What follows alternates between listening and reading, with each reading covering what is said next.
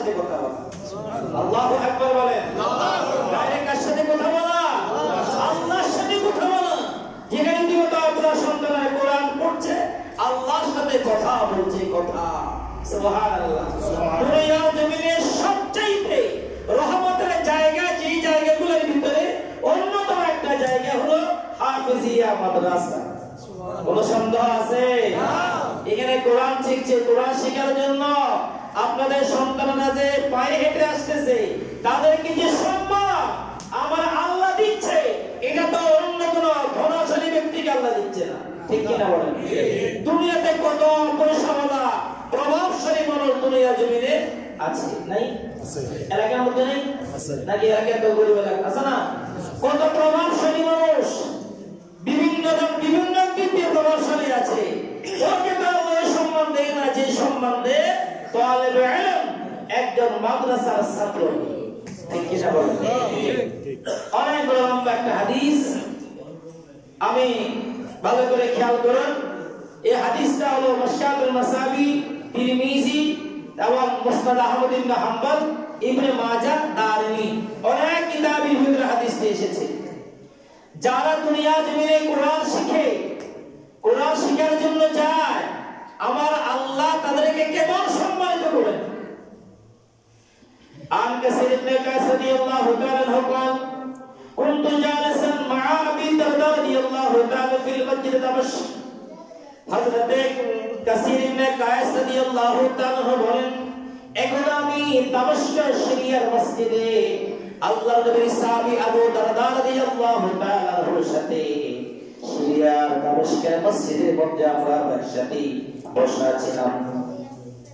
ফাজাহু রাজুলুন, একজন লোক বাহির থেকে আমাদের সামনে আসলো, এসে বললেন, ফাকালা ইয়া আবু দারদা ইন্নী জিতুকা মিন মদিনাতির রাসূল লিহাদিসিন বালাগানি আন্নাকা তুহাদ্দিসুহু আন রাসূলিল্লাহি সাল্লাল্লাহু আলাইহি ওয়াসাল্লাম মা জিতু লিহাজা।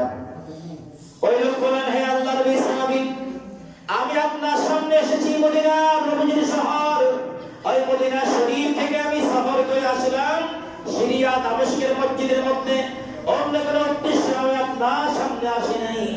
এসেছি, আমি জেনেছি, শুনেছি রাসূলের হাদিস আপনার কাছে আছে, ওটা জানার জন্য আমি সেই মদিনা শরীফ থেকে দামেস্কের মসজিদে এসে আমি হাজির হয়ে গেলাম। সুবহানাল্লাহ। লিহাজাতে, শুধু একটা হাজতে, সেটা কি? একটা হাদিস শোনার জন্য। কোথায়? মসজিদে নববী, মদিনা শরীফ। কোথায়? সিরিয়া দামেস্ক। চিন্তা করা যায়, এত দূরে সফর করে এসেছে ওই মানুষটা একটা হাদিস শোনার জন্য। এই লোকটা যখন এই কথা বললেন, তিনি বলেন, ইমাম দারদা রাদিয়াল্লাহু তাআলা বলেছেন, ফাইন্নী সামিতু রাসূলুল্লাহি সাল্লাল্লাহু আলাইহি ওয়াসাল্লাম ইয়াকুল, একদা আমি রাসূল থেকে নবীজি বলেছেন, নবীজিকে বলতে আমি শুনেছি। কি বলেছেন? আল্লাহ নবী কি বললেন? মান সালাকা তারিকান ইয়াতলুবু ফীহি ইলমান সালাকাল্লাহু লাহু তারিকাম মিন তুরুকিল জান্নাহ। আল্লাহ নবী বলেন, যে ব্যক্তি ইলম হাসিল করার জন্য, ইলম হাসিল করার জন্য, কোরআন সুন্নাহ শিখার জন্য রাস্তায় বেরিয়ে যায়, আমার আল্লাহ জান্নাতের রাস্তা তার জন্য সহজ করে দেন। সুবহানাল্লাহ। যে দ্বীন ইলম হাসিলের জন্য, মান সালাকা তারিকান ইয়াতলুবু ফীহি ইলমান, যে ইলম শিখার জন্য রাস্তায় বের হয়, আমার আল্লাহ জান্নাতের পথ, জান্নাতের রাস্তা ওই বান্দার জন্য সহজ করে দেন। সুবহানাল্লাহ। এবার রাসূল বলেছেন, ওয়া ইন্নাল মালায়েকাতা লাতাদাউ আজনিহাতাহা রিদান লিতালিবিল ইলম, এবং ফেরেশতারা, সম্মানী ফেরেশতারা ওই মানুষদের সম্মানার্থে রাস্তায় রাস্তায় তাদের জন্য ফেরেশতা তাদের পাখা বিছিয়ে দেয়। আল্লাহ বলে, ফেরেশতারা আমার, তোমাদেরকে আমি আল্লাহ বানালাম এ তালিবে ইলম, কোরআন শিখার জন্য মাদ্রাসায় তারা যাচ্ছে, তারা রাস্তায় যেন পায়ে হেঁটে না হয়, তোমার পাখা বিছিয়ে দাও, পাখার উপর দিয়া হেঁটে হেঁটে তারা যেন কোরআন শিখার জন্য যায়। সুবহানাল্লাহ। কি সম্মান তাদেরকে দিয়েছেন ফেরেশতারা, রাস্তার মধ্যে কি বিছিয়ে দেয়? পাখা। রিদাল লিতালিবিল ইলম,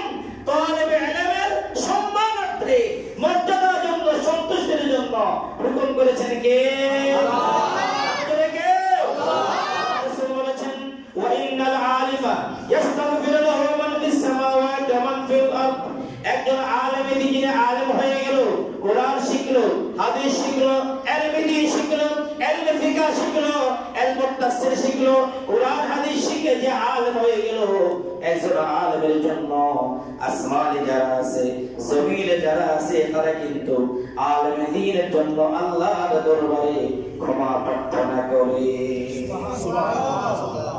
নবী যারা বললেন ওয়াহি কালিহি জাওফিল মা, শুধু আসমানবাসী নয়, শুধু জমিনবাসী নয়, গভীর সমুদ্রের তলদেশে পানির নিচে যে সমস্ত সামুদ্রিক জীব মাছগুলা বসবাস করেছে, সমুদ্রের মাছ পর্যন্ত একজন আলেমে দ্বীনের জন্য আমার আল্লাহর দরবারে ক্ষমা চায়।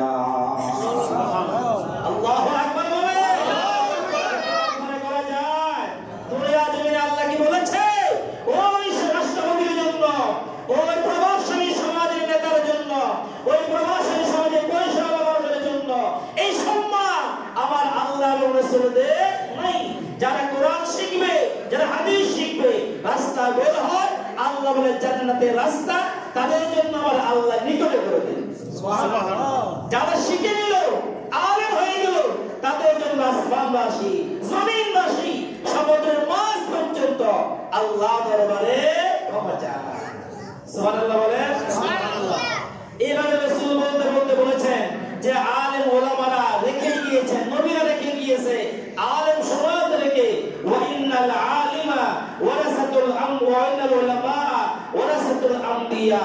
আর উলামায়ে কেরাম হচ্ছেন নবীদের ওয়ারিস, নবীদের ওয়ারিস, উত্তরাধিকারী। আল্লাহু আকবার। আর এই সম্মানটা আল্লাহ দিয়েছেন কাদের জন্য?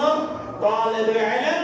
তাদের জন্য ওই সম্মান রাস্তা দিয়ে হাঁটবে, ফেরেশতারা পাখা বিছিয়ে দেবে। কি বিছিয়ে দেবে? পাখা। এই জন্য রাসূল বলেন তুমি আলেম হও। কি হও? আলেম হও। বলেন নবী সাল্লাল্লাহু আলাইহি ওয়াসাল্লাম কুন আলিমান আও মুতাআল্লিমান আও মুস্তামিআন আও মুহিব্বান ওয়া লা তাকুন খামিসা। আল্লাহ হাবিব তুমি আলেম হও। যদি আলেম হতে না পারো, আলেমের ছাত্র হও। তা যদি হতে না পারো, আলেম ওলামা যা বলে তা তুমি শোনো। যদি তা হতে না পারো, আলেম ওলামাকে মহব্বত করো। ওয়া লা তাকুন খামিসা, সাবধান সাবধান, পঞ্চমটা হওয়া যাবে না, আলেম ওলামা বিদ্বেষী হওয়া যাবে না। সুবহানাল্লাহ বলে। কত সুন্দর কথা বলেছেন রাসূল কারীম সাল্লাল্লাহু আলাইহি ওয়াসাল্লাম। বলেছেন কোন আলেম তুমি কি হও? আলেম হও। আর মুতাআল্লিমান, আলেম হতে পারো নাই, আলেম কি হও? ছাত্র হও। আর মুস্তামিআন, অথবা আলেম ওলামা যা বলে তা শোনো। আর মুহিব্বান, অথবা আলেম ওলামাকে ভালোবাসো, দিল দিয়ে মহব্বত করো। ওয়ালা তাকুন খামিসা, পঞ্চমটা হওয়া যাবে না। আপনি সন্তানকে মাদ্রাসায় পড়াতে পারলেন না কোনো কারণে, কোরআন শিখতে পারলেন না, কিন্তু একজন সন্তান মাদ্রাসা যাচ্ছে, কোরআন শিখতে যাচ্ছে, আপনি তার মাথায় হাত বুলিয়ে দিলেন, আদর করে রব্বুল আলামিনের হাবিব বলে এটার কারণে আপনার সগীরা গুনাহ আমার আল্লাহ ক্ষমা করে দেয়। সুবহানাল্লাহ। কি সম্মান দিয়েছে! এবার দেখেন যে আপনি একজন মাদ্রাসা ছাত্রকে সম্মান করলেন, কোরআন শিখতে যাচ্ছে, তাকে একটু আদর করে দিলেন। কি করে দিলেন? আদর করে দিলেন, মহব্বত করলেন তাকে। আমার রাসূল বলেছেন কি? قال النبي صلى الله عليه وسلم من أكرم عالما، الله أكبر، من أكرم عالما فكأنما أكرم 70 نبيا। যে ব্যক্তি দুনিয়ার জমিনে কোন আলেমকে সম্মান করলো, আলেমকে শ্রদ্ধা সম্মান করলো, সেই জন্য দুনিয়ার জমিনে 70 জন নবীকে সম্মান করলো। সুবহানাল্লাহ।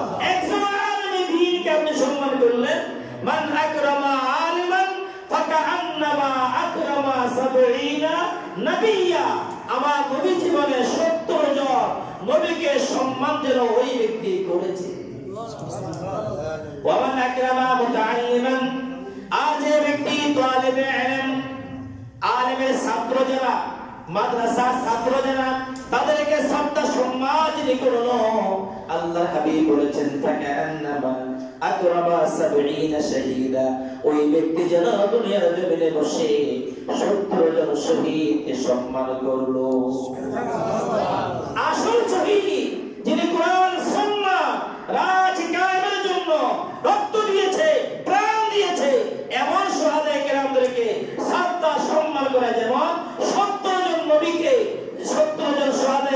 সন্তানকে শ্রদ্ধা করা, সম্মান করা সমান যে আলেমে দ্বীনের ছাত্র যারা, তালেবে ইলম যারা, তাদেরকে সম্মান স্নেহ যারা করবে।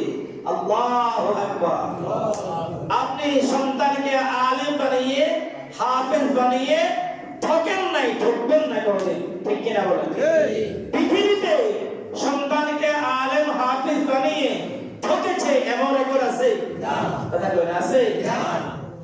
আমাদের হাফেজ ইমামউদ্দিন আব্বা একজন হাফেজ ছিলেন, বুজুর্গ মানুষ ছিলেন, ঠিক না? আমি একবার দেখার সুযোগ হয়েছে। বুজুর্গ মানুষ ছিলেন, ওনার বুজুর্গিয়তের কারণে, আমলের কারণে ওনার সব সন্তান হাফেজ কোরআন আলেমে দ্বীন। আলহামদুলিল্লাহ। এটাই তো আমরা জাতীয় ছিলাম। কোন সন্দেহ আছে? না। কোন সন্দেহ আছে? সন্তান কোরআন তেলাওয়াত করবে দুনিয়াতে, আর এটা সওয়াব তার বাবার কবরে যেতেই থাকবে। সন্তান দুনিয়াতে কোরআন শিক্ষা দিবে, এটা সওয়াব তার বাবার কবরে যেতেই থাকবে। এটাকে বন্ধ করার কোনো সুযোগ নাই। আল্লাহু আকবার বলেন। আল্লাহু আকবার। শুধু এটা নয়, আপনি সন্তানকে কোরআন শিক্ষা দিলেন, ধর্মীয় আলোচনা শিক্ষা তাকে দিলেন, যেটা তো আসল শিক্ষা। কি শিক্ষা? আসল নীতি, নৈতিকতা, নৈতিক শিক্ষা যাকে বলে, ওই শিক্ষা শিক্ষিত না হওয়ার কারণে বর্তমানে ওই সন্তানগুলা তার মা বাবাকে শ্রদ্ধা সম্মান করে ঠিক কিনা বলেন? দেখা গেল বাবা ঢাকা ইউনিভার্সিটি প্রফেসর, আর সন্তানকে ইংল্যান্ডে বড় ইউনিভার্সিটিতে উচ্চ শিক্ষা শিক্ষিত হওয়ার জন্য হাজার হাজার লক্ষ লক্ষ টাকা দিয়া তাকে শিক্ষা শিক্ষিত করেছেন। আর ওই বাবা শেষ বয়সে এসে তাকে বৃদ্ধাশ্রমে কাতরাতে হচ্ছে, ঠিক কিনা বলেন? আপনি একজন আলেমের বাবা পাবেন, আলেম হাফেজের বাবা পাবেন, যে সন্তান আলেম হয়েছে, হাফেজ কোরআন হয়েছে, আর তার বাবাকে বৃদ্ধাশ্রমে পাঠিয়ে দিয়েছে? কেউ দেখাতে পারবেন? আমার জানা মতে একজনের খুঁজে পাওয়া যাবে, ঠিক কিনা? খুঁজে পাওয়া যাবে না। এটা তো দুনিয়াবি হালতে গেল। আপনি গেলেন কবরের জগতে, কিয়ামতের ময়দানে সন্তানকে আলেম বানালেন, হাফেজ কোরআন বানালেন। ওই সন্তান যদি সেই মতে আমল করে, আপনি বাবাকে রব্বুল আলামিন, আপনি মাকে রব্বুল আলামিন এমন সম্মান কিয়ামতের ময়দানে দেবে, যে সম্মানের কারণে সকল হাসরের সামনে আপনার মর্যাদা আল্লাহ উঠে করে দেবে। সুবহানাল্লাহ। আমার কথা না, নবীজির কথা। কার কথা? নবীজির কথা। বলেন নবী সাল্লাল্লাহু আলাইহি ওয়াসাল্লাম, মান ক্বারাআল কুরআনা ওয়া আমিলা বিমা ফীহি উলবিসা ওয়ালিদাহু তাজা ইয়াউমাল কিয়ামাতি মিন দুরিশ শামস ওয়া দুইহি আহসান। আল্লাহ বলেন, মান ক্বারাআল কুরআনা, যে ব্যক্তি কোরআন শিখলো, কোরআন মতে আমল করলো, কোরআন মতে জীবনকে করলো, ওই সন্তানের মা বাবার মাথায় কিয়ামতের ময়দানে রব্বুল আলামিন এমন নূরের টুপি পরাই দেবে, যে টুপির আলো সূর্যের আলোর চাইতে অনেক অনেক অনেক গুণে শ্রেষ্ঠ হবে। সন্তানকে কোরআন শিখালেন দুনিয়াতে, কোরআন শিখে আলেম বানালেন, হাফেজ বানালেন, ইলমে দ্বীন, দ্বীনি শিক্ষা তার ভিতরে ঢুকিয়ে দিয়েছেন। সন্তান শিখেছে, তার প্রতি আমল করেছে। আপনি কিয়ামতের ময়দানে, রাসূল বলেন, কিয়ামতের ময়দানে যাওয়ার পরে ওই সন্তানের মা বাবার মাথায় আল্লাহ নূরের টুপি পরাই দেবে। সুবহানাল্লাহ। কিসের টুপি পরাই দেবে? নূরের টুপি পরাই দেবে। ওই নূরের ফিরালো কেমন হবে? সূর্যের দিকে কেউ তাকাতে আমরা পারি না। সূর্যের দিকে তাকানো যায়? তাকানো যায় না। সূর্যের আলো যেমন তার থেকে কোটি কোটি গুণে শ্রেষ্ঠ হবে, ওই নূরের আলো যে সম্মান দেবে রব্বুল আলামিন একজন আলেমে দ্বীন, হাফেজে কোরআনের বাবা মাকে, চিৎকার করে বলেন আলহামদুলিল্লাহ। আলহামদুলিল্লাহ। এই সম্মানে সম্মানিত হতে আমরা চাই কি চাই না? আপনারা চাই কি চাই না? রব্বুল আলামিন সবাইকে নিয়ামত দান করুন। আমিন বলেন। আমিন। আলহামদুলিল্লাহ। ইদানিং সময়ে প্রায় ঘরে ঘরে মাদ্রাসা শিক্ষা শিক্ষিত বেশি বেশি হচ্ছে, ঠিক না বলেন? ঘরে ঘরে পাড়ায় পাড়ায় কোনায় অনেক মাদ্রাসা। আলহামদুলিল্লাহ বলেন। আপনি যেখানে একসময় ঢাকা ইউনিভার্সিটিতে, বিভিন্ন ইউনিভার্সিটিতে মাদ্রাসা ছাত্র সুযোগ পেত না, আর এই সুযোগ না পাওয়ার জন্য শয়তানের